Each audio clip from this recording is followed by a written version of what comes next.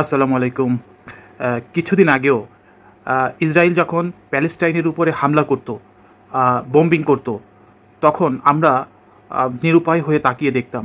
আমরা শুধু দুঃখ প্রকাশ করতাম, আমরা কষ্ট পেতাম, অনেকে চোখের জল ফেলতাম, আল্লাহর কাছে দুই হাত তুলে দোয়া করতাম প্যালেস্টাইনের জন্য।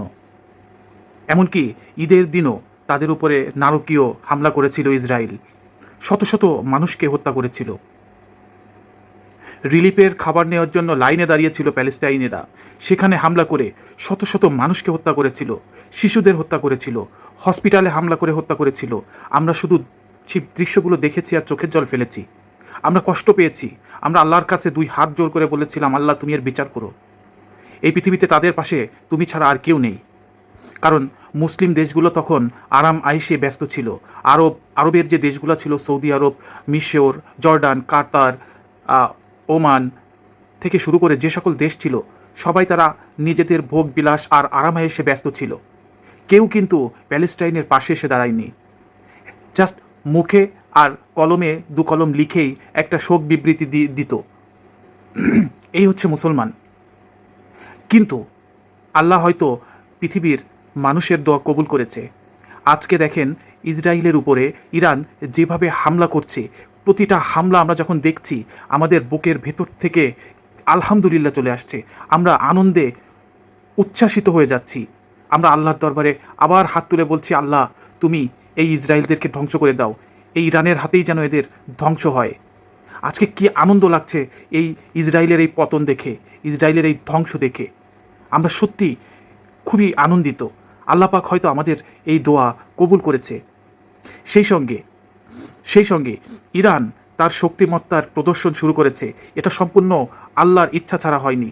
আল্লাহ ইরানকে এই শক্তিশালী করেছে। কে জানতো ইরান এত শক্তিশালী? অনেকে সামরিক তালিকা করেছে, তালিকাতে ইরানকে রেখেছিল 16 নম্বরে, যে আরবের মধ্যে ইরান সামরিক শক্তিতে 16তম। আমার কাছে মনে হয় আরবের মধ্যে ইরান সামরিক শক্তিতে 1 নম্বর। আরবের মধ্যে সব থেকে অস্ত্র গোলাবারুদ কিনে রেখেছে মিশর, সৌদি আরব। তাদের গোডাউনে সেসব অস্ত্র গোলাবারুদের জং ধরছে, কিন্তু ইরান তার সেই অস্ত্র গোলাবারুদ কাফেরদের বিরুদ্ধে ব্যবহার করছে।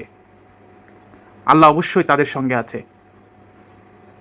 আমার প্যালেস্টাইনের যে ভাই বোনদেরকে হত্যা করা হয়েছে, ইরান তার প্রতিশোধ নিচ্ছে আল্লাহর হুকুমে। এই ইরানের হাতেই একদিন ইসরায়েলের ধ্বংস হবে। ইদানিং যেটা দেখছি, ডোনাল্ড ট্রাম্প খুবই বিমর্ষ। ডোনাল্ড ট্রাম্প ইরান আক্রমণের সিদ্ধান্তটা নিয়ে অনেক ভুল করেছে, এবং সে তার বিভিন্ন স্ট্যাটাসে আমরা এটা দেখতে পাচ্ছি যে সে অনুতপ্ত বোধ করছে, কিন্তু তার এখন পিছনে ফেরার সময় নেই, বা সে চাইলেও পেছনে ফিরতে পারছে না। কারণ সে যদি এখন পেছনে ফিরে যায়, হার মেনে নেয়, তবে আমেরিকার সেই কর্তৃত্ব, আমেরিকার সেই ক্ষমতা, আমেরিকার সেই সুপার পাওয়ার আর থাকবে না।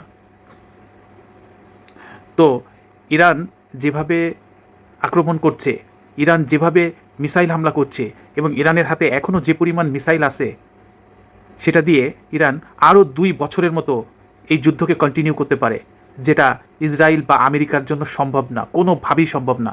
ইসরায়েল বা আমেরিকা কখনো স্বপ্নেও কল্পনা করতে পারে নাই যে ইরান এত শক্তিশালী। ইরানের কাছে যদি আর একটা জিনিস থাকতো, শুধুমাত্র পারমাণবিক, তাহলে ইরান এই পৃথিবীতে নেতৃত্ব দিত। ইরান মুসলিম উম্মার কর্ণধার হতো। ইরান মুসলিমদের গার্ডিয়ান হতো। যেখানে মুসলমানদের উপরে অত্যাচার নির্যাতন হতো, ইরান সেখানেই হাজির হতো ঢাল হয়ে। ইরান সাচ্চা মুসলমান। ইরান সাচ্চা মুসলমান। আরেকটা জিনিস মনে রাখবেন, পৃথিবীতে আজ পর্যন্ত যতগুলো মুসলিম দেশ আছে, আপনারা কেউ কি বলতে পারবেন যে সেই সকল মুসলিম দেশের আইনে রাষ্ট্রপ্রধান হতে গেলে তাকে কোরআনে হাফেজ হতে হবে? পৃথিবীর কোনো দেশে নাই, শুধুমাত্র ইরানে আছে। যে রাষ্ট্রের প্রধান হতে গেলে তাকে কোরআনে হাফেজ হতে হবে, কোরআনের আলেম হতে হবে। কি সুন্দর আইন! তো এই ইরান, এটা আল্লাহর রাসূল, নবী রাসূলদের দেশ, যেটি পারস্য নামে পরিচিত ছিল। নবী রাসূলদের পায়ের ধুলো পড়ে আছে সেই সমস্ত জায়গায়, পবিত্র জায়গায়। এই প্যালেস্টাইনে পড়ে আছে সে নবী রাসূলদের পায়ের চিহ্ন, পায়ের ধুলো। সেই পবিত্র ভূমিগুলোকে কাফেররা যেভাবে অত্যাচার আর নিষ্পেষণ করেছিল সেখানের মানুষের উপর, আজকে তার প্রতিশোধ নেওয়ার সময় এসেছে। আজকে তার প্রতিশোধ নিচ্ছে ইরান। ইনশাল্লাহ ইরানের জয় হবে।